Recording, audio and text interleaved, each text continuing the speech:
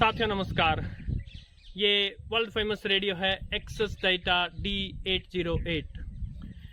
मैंने इसके हिंदी और इंग्लिश में रिव्यू के 2 वीडियो बनाए थे साथियों, और एक लंबा वीडियो बनाया था इसके सारे के सारे फंक्शंस बताने वाला। और आज हम साथियों इसका कर रहे हैं लॉन्ग टर्म रिव्यू। कोई भी इलेक्ट्रॉनिक गैजेट हो, जब उसको आप एक लंबे समय तक प्रयोग कर लेते हैं तो आपको उसके बहुत सारे पॉजिटिव्स और नेगेटिव्स पता चल जाते हैं साथियों। सो बातें बहुत हैं बताने के लिए। 30 पॉजिटिव्स और 15 नेगेटिव्स बताने वाला हूं मैं इस रेडियो के, जो मैंने लंबे टाइम के अनुसार अनुभव किए हैं। और उनको जानने के पश्चात आप अच्छे से डिसीजन ले सकते हैं कि इतना महंगा रेडियो लेना चाहिए या नहीं लेना चाहिए साथियों। तो आइए शुरू करते हैं इसका रिव्यू। तो साथियों सबसे पहले इसके प्राइस की बात करते हैं। यदि इंटरनेशनली देखा जाए तो ये काफी कॉस्ट इफेक्टिव रेडियो है। जितने फीचर्स ये देता है इतने फीचर्स इस प्राइस में बहुत ही रेयरली कोई रेडियो देता है। लेकिन अगर भारत के हिसाब से देखा जाए साथियों, तो क्योंकि यहाँ इतने कॉस्टली रेडियोज जो हैं वो यूजुअली आते नहीं हैं, तो पहली नज़र में काफ़ी महंगा लग सकता है साथियों। लेकिन जब इसके फीचर्स देखे और ओवरऑल सिनेरियो देखे तो ये उतना बुरा भी रेडियो नहीं है साथियों। इसके प्राइस के बारे में थोड़ा लफड़ा है। इसकी ऑफिशियल वेबसाइट पे इसका प्राइस थोड़ा सस्ता रहता है, अमेजोन पे देखे तो थोड़ा महंगा रहता है, और अमेजोन पे फिक्स भी नहीं रहता प्राइस। 7,000 से लेकर 9,000 के बीच में फ्लक्चुएट होता रहता है साथियों। अब इसके वर्जन्स के बारे में भी थोड़ा लफड़ा है। ये रेडियो 2018 में रिलीज हुआ था और 2022 में इसको अपडेट किया गया था, और फिर 2023 में इसको फिर से अपडेट किया गया है। तो जो मेरे पास जो ये वर्जन है 2022 में अपडेटेड वर्जन है। 2018 और 2022 वाले रेडियो थे, उनका पता चलता है इससे जो चार्जिंग जो पोर्ट है वो माइक्रो यूएसबी पोर्ट है साथियों। जबकि अभी जो नया जो आया है 2023 वाला वो USB टाइप C पोर्ट है।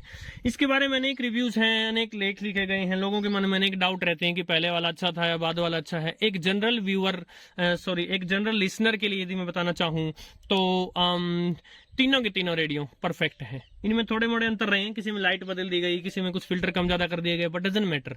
जो आउटपुट है वो चेंज नहीं हुआ है। ये still one of the best radios available है। अब इसके पॉजिटिव्स पर आते हैं साथियों। सबसे पहला है ये पोर्टेबिलिटी इसकी। ये पोर्टेबल है साथियों, आप इसको अपनी पॉकेट में लेके जा सकते हैं। इसकी जो लंबाई है वो 15.7 सेंटीमीटर है, कुछ 6 इंच। इसकी जो चौड़ाई है वो 9.2 सेंटीमीटर है, यानी लगभग 3.5 इंच। और जो इसकी मोटाई है साथियों वो 3.2 सेंटीमीटर है, यानी 1.25 इंच इसकी मोटाई है साथियों। सो ये बहुत ज़्यादा बड़ा नहीं है और परफेक्टली पोर्टेबल है। इसकी बिल्ड क्वालिटी भी सॉलिड है, ये अच्छे मटेरियल का बना हुआ है, अच्छे प्लास्टिक का बना है साथियों। और बिना बैटरी के, जो इसकी बैटरी है 18650 लिथियम आयन बैटरी, उसके बिना इसका 265 ग्राम वेट है, यानी काफ़ी हल्का भी है। सो ये सभी इसके काफ़ी ज़्यादा पॉजिटिव्स हैं। और स्टिल इतना छोटा होने के बावजूद भी जो इसकी ट्यूनिंग कैपेबिलिटीज़ हैं, जो इसकी रिसेप्टिविटी है, जो इसकी सेलेक्टिविटी है, वो उसको ध्यान में देखे और इसके प्राइस को ध्यान में देखे और इसके साइज को ध्यान में देखे तो साथियों ओवरऑल ये डेडली कॉम्बिनेशन है। नेक्स्ट पॉजिटिव है इसकी सेलेक्टिविटी साथियों। इसमें मैंने बार बार इसके रिव्यूज में इसके डिटेल्स में बताया है, इसमें आप बैंडविड्थ सेलेक्ट कर सकते हैं साथियों। सो बैंडविड्थ सेलेक्ट करने से क्या है, जो सिग्नल ये पकड़ेगा आप उस सिग्नल की समझ लीजिए कि उसकी चौड़ाई जो है वो कम ज्यादा कर सकते हैं साथियों। सो मैंने एक लाइव एग्जांपल दिखाया था जिसमें मैंने रेडियो ताजिक को चलाया था इस पर, और किसी चीनी रेडियो के सिग्नल इंटरफेरेंस के कारण सही नहीं चल रहा था। लेकिन जब हमने बैंडविड्थ इसकी लो कर दी थी तो साथियों इसने परफेक्टली सिग्नल को पकड़ लिया था। सो किसी भी नॉर्मल रेडियो के लिए ये संभव नहीं है साथियों। जो इसकी बैंडविड्थ आप सिलेक्ट कर सकते हो, शॉर्ट वेव पर 6 किलोहर्ट्ज, 4, 3, 2.5, 2, 1.8 और 1, यानी 7 बैंडविड्थ ऑप्शन आपके पास सिलेक्ट करने के लिए। ये महंगे से महंगे रेडियो उसके पास भी मुश्किल से होने वाली चीजें हैं साथियों। इसके अलावा SSB मोड में 4, 3, 2.2, 1.2, 1 और 1 किलोहर्ट्ज, और इवन 500 हर्ट्ज यानी 0.5 किलोहर्ट्ज। यानी देखिए आप जबरदस्त इसकी सेलेक्टिविटी है। अगर दो बहुत ही क्लोज सिग्नल्स में से दोनों को अलग अलग इसको छांटना हो तो आराम से छांट सकता है साथियों, उसी को बोलते हैं सेलेक्टिविटी। सेलेक्टिविटी में ही इसके जो ट्यूनिंग मेथड्स हैं, आप देखिए कितना बारीकी से चल सकता है। वैसे इसकी इसका ट्यूनर जो है ये फास्ट और स्लो दोनों मोड में चल सकता है। सो आप देखिए एफएम पर फास्ट में, इवन फास्ट में भी 0.1 मेगाहर्ट्ज आगे बढ़ेगा, और स्लो ट्यूनिंग मोड में 0.01 मेगाहर्ट्ज आगे बढ़ेगा। इतना स्लो चलाना साथियों एक नॉर्मल रेडियो को संभव ही नहीं है, यानी कि कोई भी स्टेशन बीच में छूटने का कोई क्वेश्चन ही नहीं उठता साथियों जब आप इसको ट्यून कर रहे हैं।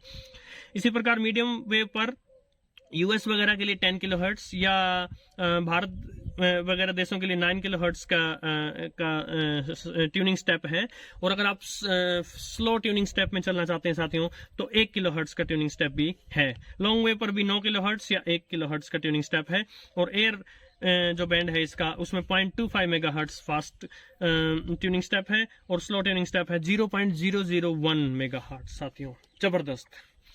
इसके अलावा इसमें जो ऑप्शंस हैं, जो रेंज है साथियों, जिस हर बैंड की जो इसकी रेंज है वो अपने आप में मैं कहूँगा वंडरफुल है कंसिडरिंग इसका साइज, राइट। सो ये देखिए मैं आपको दिखा देता हूँ। एफएम पर वैसे जो नॉर्मल भारत में चलता है 87.5 से 108 मेगाहर्ट्ज, लेकिन आप यूएस वगैरह अगर कहीं गए हैं तो 64 से लेके 108 मेगाहर्ट्ज तक भी ये ट्यून कर देगा साथियों। मीडियम वेव जो है, मीडियम वेव में पूरी बैंडविड्थ है 522 से लेकर 1620 किलोहर्ट्ज, पूरा बैंड जो है वो दे दिया गया है। इसके अलावा जिन देशों में 10 किलोहर्ट्ज का स्टेप है उसमें 520 से लेकर 1710 किलोहर्ट्ज। लॉन्ग वेव में देखिए 150 से 450 किलोहर्ट्ज पूरी की पूरी रेंज है। एयर बैंड में 118 से लेकर 137 मेगाहर्ट्ज पूरी की पूरी रेंज है, और शॉर्ट वेव में साथियों 1711 से लेकर 29,999 किलोहर्ट्ज, यानी फुल रेंज है साथियों। इतनी रेंज हर रेडियो में मिलती नहीं है साथियों, ये इसके बिगेस्ट पॉजिटिव्स में से एक है।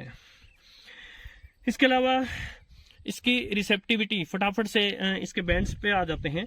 मीडियम वेव के बारे में इसके कुछ लोग कहते हैं कि इसकी परफॉर्मेंस सुपर से भी ऊपर है, कुछ लोग कहते हैं कि एवरेज है, और कुछ लोग इसको बिलो एवरेज बताते हैं। जितना मैंने अनुभव किया साथियों मैं गुड कहूंगा, अच्छी है इसका साइज देखते हुए, इतना छोटा साइज है। यूजुअली मीडियम वेव के लिए आपको जो फेराइट रॉड लगानी पड़ती है, जो फेराइट लूप होता है उसमें, उसकी लेंथ इस साइज के हिसाब से देखे तो भी इन्होंने 4 इंच का फेराइट रॉड दिया है, जो महंगे रेडियो से भी लंबा है साथियों। सो मीडियम वेव पर मुझे इसका रिसेप्शन जो है वो अच्छा लगा, गुड है। अगर बेस्ट नहीं है तो गुड जरूर है साथियों। शॉर्ट वेव पर सुपर से भी ऊपर, सुपर डुपर परफॉर्मेंस है इसकी साथियों। और इसमें एक फंक्शन है जिसके माध्यम से आप सीधा 1 मीटर से दूसरे मीटर बैंड में स्विच होते हुए चल सकते हैं साथियों। एफएम पर इसकी रिसेप्टिविटी, आपको वो वीडियो तो याद ही होगा जब मैंने इसमें बताया था कि कभी ना कभी किसी न किसी समय मिलकर कुल इसने 60 से भी अधिक एफएम स्टेशन ट्यून किए हैं। सो एफएम की परफॉर्मेंस भी इसकी सुपर से भी ऊपर है साथियों। प्लस एफएम में इसको आरडीए सिस्टम मिलता है, इस पर भी एक वीडियो आया था, और स्टीरियो साउंड है। स्टीरियो साउंड वैसे स्पीकर से भी आपको पता चल जाएगा, लेकिन अगर आप ईयरफोन्स लगाते हैं तो आपको और अच्छे से पता चलेगा। सो जबरदस्त सब ये चीजें हैं इसके साथियों। इसके अलावा एयर बैंड के बारे में मैं ज्यादा जिक्र नहीं करना चाहूंगा, कई साथी उसके बारे में कमेंट करते हैं। I am sorry, no comments from my side. लेकिन यदि एफएम की रिसेप्टिविटी अच्छी है तो अंडरस्टूड है एयर बैंड की रिसेप्टिविटी भी इसकी अच्छी है। इंटरनेशनल रिव्यूअर्स बताते हैं कि एयर बैंड पर भी ये गुड है। लॉन्ग वेव पर अब देखिए, वैसे तो मैंने बताया था लॉन्ग वेव पर जो वीडियो बनाया था कि लॉन्ग वेव पर भारत या इसके आसपास कोई स्टेशंस नहीं है, किंतु इस रेडियो की इंटरनेशनल रिव्यूअर्स भी ये बताते हैं, और मुझे भी ऐसा एहसास हुआ कि लॉन्ग वेव पर इसकी जो रिसेप्टिविटी है वो कुछ खास दमदार नहीं है साथियों। क्योंकि इसने दिन में रात में मैंने हर संभव प्रयास किया इसने, लेकिन कभी भी कोई लॉन्ग वेव पर इसने स्टेशन नहीं पकड़ा है साथियों। लॉन्ग वेव पर 15,000 किलोमीटर तक भी स्टेशन पकड़े गए हैं, कभी ना कभी कोई ना कोई स्टेशन ये इसको पकड़ना चाहिए था। इसके अलावा इसमें एसएसबी मोड है, ये भी इसका बिगेस्ट पॉजिटिव है, यानी आप इस पे हैम रेडियो ऑपरेटर्स को सुन सकते हैं साथियों। अब जो एसएसबी के लिए स्पेशल डेडिकेटेड जो होते हैं साथियों, जो डेडिकेटेड रिसीवर्स होते हैं साथियों, उनका तो मुकाबला नहीं कर पाएगा, लेकिन स्टिल एसएसबी पर काफी अच्छे बैंडविड्थ सेलेक्ट करने के ऑप्शंस हैं, और फाइन ट्यूनिंग भी इसकी दी गई है, जो मैंने हैम रेडियो वाले वीडियो में दिखाया भी था साथियों। सो SSB पर इसकी परफॉर्मेंस मैं कहूँगा एवरेज है। वहाँ एक थोड़ी सी दिक्कत ये है कि इसमें चफिंग होती है, यानी सूं सूं की भयंकर आवाज़ आती है जब आप स्टेशन के एक स्टेशन से दूसरे स्टेशन को ट्यून करने का प्रयास करते हैं साथियों। इसके अलावा SSB पर ही जब आप इसको लोअर साइड बैंड से अपर साइड बैंड में चलते हो तो बड़ा क्विक रिस्पांस देता है, लेकिन जब आप SSB मोड को ऑन या ऑफ करते हो तब ये थोड़ा स्लो चलता है। और ये आगे चल के हम इसके नेगेटिव्स में भी देखेंगे, इसका प्रोसेसर जो है वो थोड़ा स्लो है, और फास्ट होता तो और अच्छा रहता। किंतु फिर प्राइस का भी ध्यान रखना है, आप क्या क्या चीज एक्सपेक्ट कर सकते हैं साथियों। इसके अलावा एक चीज इसकी ये है कि जो इसकी फ्रीक्वेंसी जो स्टेबल है, आपने किसी भी बैंड पर कोई भी फ्रीक्वेंसी ट्यून कर दी तो जल्दी से उसको ये छोड़ेगा नहीं, तो इस मामले में भी इसकी अच्छी परफॉर्मेंस है साथियों। इसके अलावा इसके और पॉजिटिव में से इसके कितने कितने ट्यूनिंग मेथड है, अप एंड डाउन है, इसका ट्यूनर है, फिर इसका एक फाइन ट्यूनर भी दिया गया जो मैंने बार बार इसके फंक्शंस में मैंने दिखाया है आपको।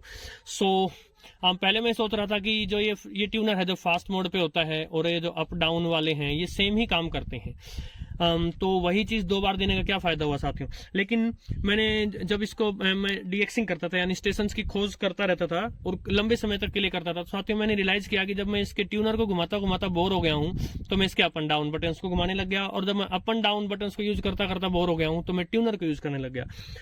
तब मुझे उसकी प्रैक्टिकलिटी समझ में आई साथियों।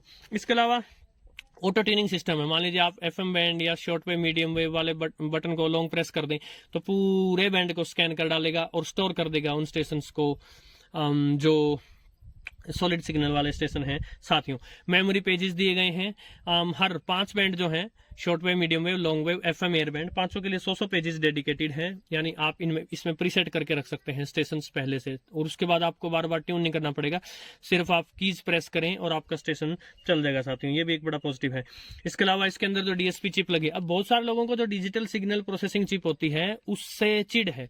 देखिए साथियों, जितनी सॉलिड इसकी परफॉर्मेंस है, जो जिसमें जितनी चीजें ये पॉसिबल कर पा रहा है, उसका सीधा सीधा कारण है इसकी DSP चिप, जो कि सिलिकॉन लैब कंपनी की SI4735 चिप है साथियों। सॉलिड चिप है ये, महंगे महंगे रेडियो में भी यही चिप यूज होती है। इसके अलावा इसकी स्पीकर क्वालिटी जो है, साउंड क्वालिटी जो है,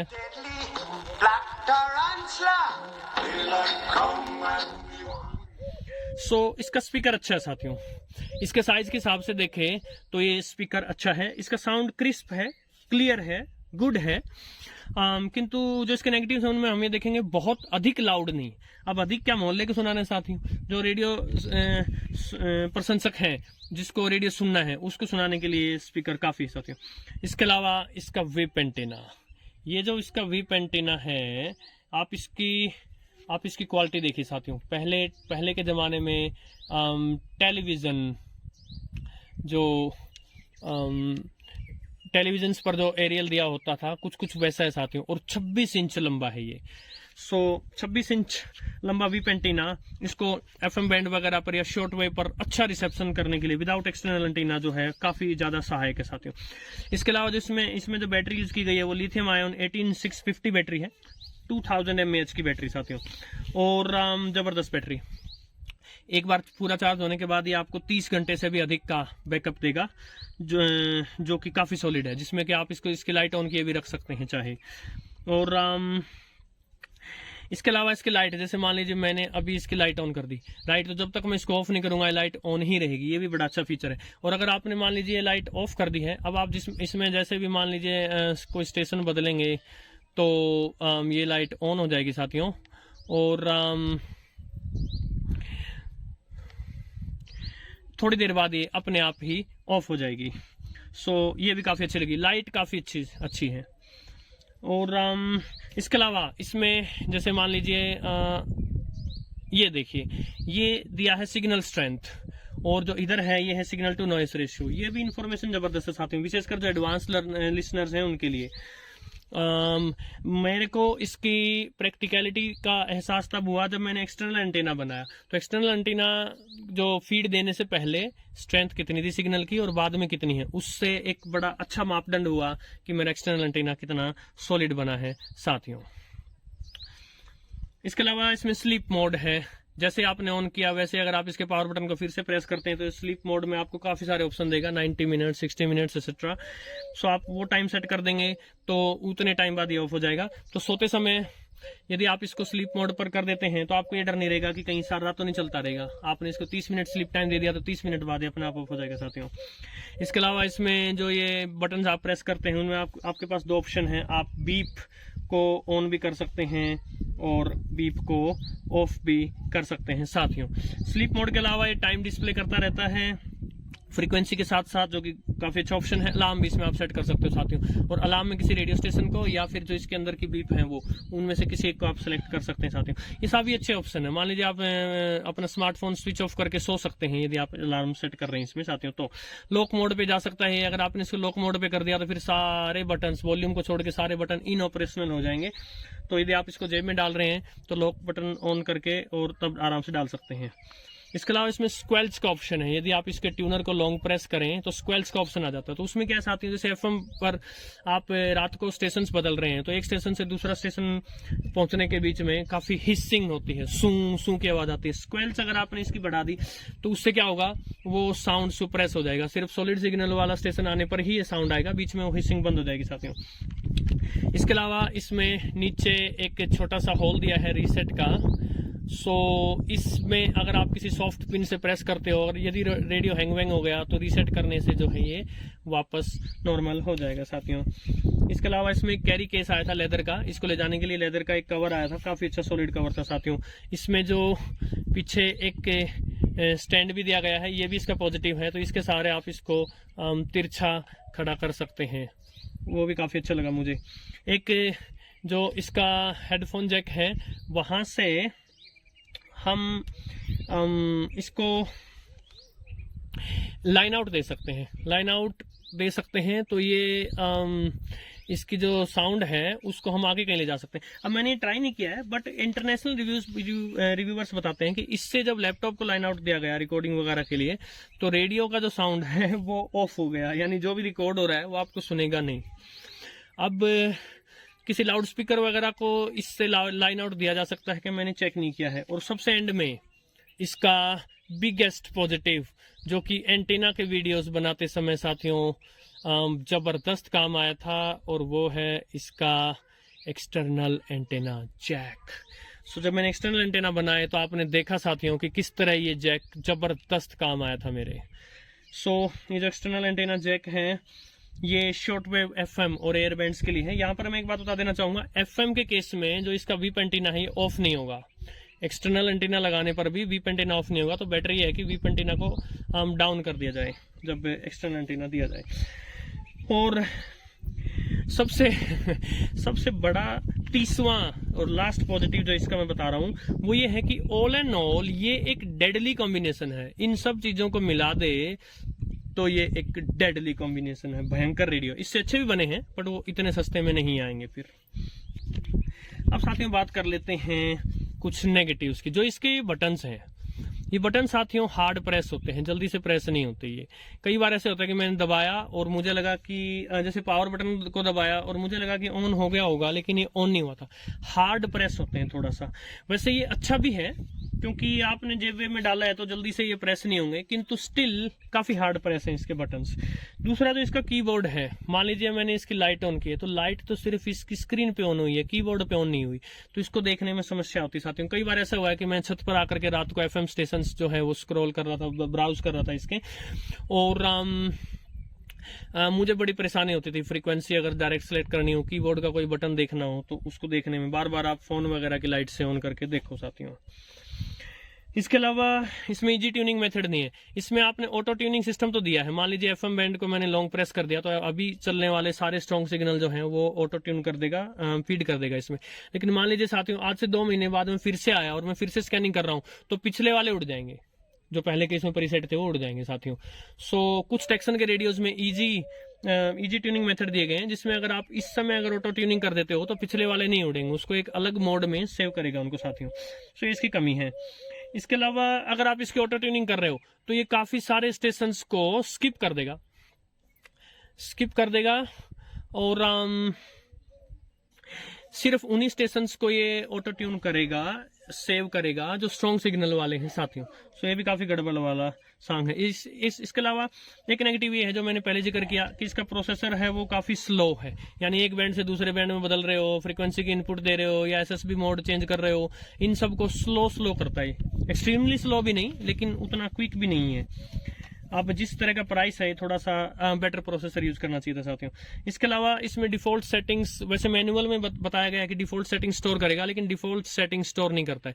मान लीजिए अभी आपने एक एफएम स्टेशंस को इसमें प्रीसेट कर लिया, तो अभी जो जितनी बैंडविड्थ आपने यूज की थी या फिर मोनो या ऑटो मोड जो सा भी यूज किया था, या शॉर्ट वेव पर कोई स्टेशन या मीडियम वेव का कोई स्टेशन आपने स्टोर किया था, तो वो कितनी बैंडविड्थ पर वगैरह वगैरह जो आपने स्टोर किया था वो ये याद नहीं रखेगा साथियों, सिर्फ उस स्टेशन को याद रखेगा। वॉल्यूम बटन, ये भी काफी लफड़ा है इसका। ये देखिए, ये इस लेफ्ट साइड में इसका वॉल्यूम बटन है, राइट साइड में इसकी ट्यूनिंग नॉब है, और इस ट्यूनिंग नॉब के नीचे फाइन ट्यूनिंग है।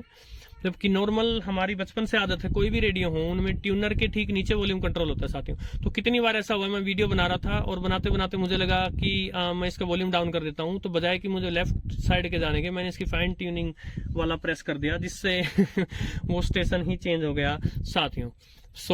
इसके अलावा एक बात और होती है, जैसे मान लीजिए मैं लेफ्ट हैंड में फोन पकड़ करके और इससे शूट कर रहा हूँ और राइट हैंड में इसको पकड़े तो मैं इधर पकड़े इसी थंब से वॉल्यूम डाउन कर देता अगर इधर होता तो, लेकिन वो उल्टी साइड में होने के कारण प्रॉब्लम होती साथियों। ये मुझे इसका नेगेटिव लगा। इसके अलावा इसके साथ चार्जर नहीं आया, कमाल की बात है, इतना महंगा रेडियो चार्जर नहीं है, एक बात। दूसरी बात, जो इसका मैनुअल है उसमें चार्जर की इंफॉर्मेशन नहीं है, सिर्फ इतना तो बताया DC 5 वोल्ट, लेकिन करंट कितने करंट का। मैंने रियलाइज किया, इधर उधर फाइंड आउट किया नेट वगैरह पर, तो मुझे रियलाइज हुआ कि 5 वोल्ट 2 एम्पियर का चार्जर चाहिए, जो मेरे पास रेडियो है इसको माइक्रो USB वाले को। ये चार्जर काफी लोगों के क्वेश्चन आए थे, इसका चार्जर कहाँ से लाएं। जो पुराने फोन जो थोड़े सालों पहले जो हमारे स्मार्टफोन थे 216 वाले, इनके जो चार्जर आते थे 5 वोल्ट 2 एम्पियर थे साथियों। इसकी चार्जिंग बड़ी स्लो है। जो मेरे पास माइक्रो USB वाला है इसकी चार्जिंग स्लो है, ये 10 घंटे लेता है कम से कम चार्ज होने में। ये भी इसका एक नेगेटिव है। स्पीकर इसका लाउड नहीं है जैसे मैंने बताया, हालांकि क्रिस्टल है, क्लियर है, सॉलिड, वेरी सॉलिड स्पीकर है, किंतु लाउड नहीं है। वैसे मैं इसको उतना बड़ा नेगेटिव मानता भी नहीं हूँ। इसके अलावा जो इसका पेज मैनेजमेंट का सिस्टम है साथियों, पेजेस में इधर से उधर जाना, पेजेस में स्टोर करना, वो ऑप्शंस दिए हैं, वेल एंड गुड, लेकिन इंटरनेशनल रिव्यूअर्स ये बताते हैं कि जो टेक्सन के कुछ रेडियोज हैं उनमें ये मैनेजमेंट, जो पेज मैनेजमेंट है वो फार बेटर है। मैंने टेक्सन के रेडियो यूज नहीं किए हैं महंगे वाले। इसके अलावा पावर ऑफ है, मान लीजिए मैंने इसको अभी ऑफ कर दिया, राइट। अब मैं इसको ऑन करूंगा और ऑन करते ही यदि तुरंत मुझे ऑफ करना हो तो मैं नहीं कर सकता। क्यों? ये मैंने इसको ऑन किया, अब अगर मैं तुरंत इसको प्रेस करूंगा तो देखिए ये टाइमर मोड में चला गया, ऑफ नहीं हुआ बल्कि मैं टाइमर मोड में चला गया। इसको लगातार प्रेस करने से टाइमर की सेटिंग्स चेंज होती रहेंगी, कितने टाइम बाद ऑन होना चाहिए, यानी मैं इसको तुरंत ऑफ नहीं कर सकता। ये भी इसका एक नेगेटिव है।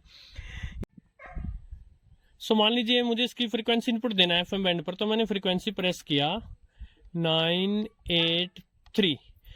अब मुझे दोबारा फ्रीक्वेंसी प्रेस करना होगा, तब जाकर ये उस स्टेशन को लेगा।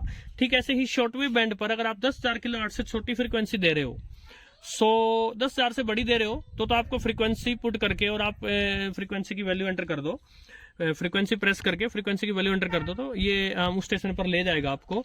किंतु यदि 10,000 से किलोहर्ट्ज से कम की फ्रीक्वेंसी इनपुट आप इसको दे रहे हो तो आप पहले फ्रीक्वेंसी पुट करो, फिर फ्रीक्वेंसी भरो और दोबारा से फ्रीक्वेंसी दबाओ।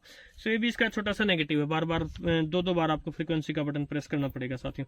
इसके अलावा सॉफ्ट म्यूटिंग होती है कि जब सिग्नल कमजोर हो तो वॉल्यूम को डाउन कर देना अपने आप। मैं जैसा कि मैंने जब शॉर्टवेव एंटीना चेक करने वाला वीडियो था कि कैसी परफॉर्मेंस है मेरे शॉर्टवेव एंटीना की, उसमें मैंने आपको दिखाया था वॉइस ऑफ अमेरिका का सिग्नल काफी वीक कैच कर रहा था।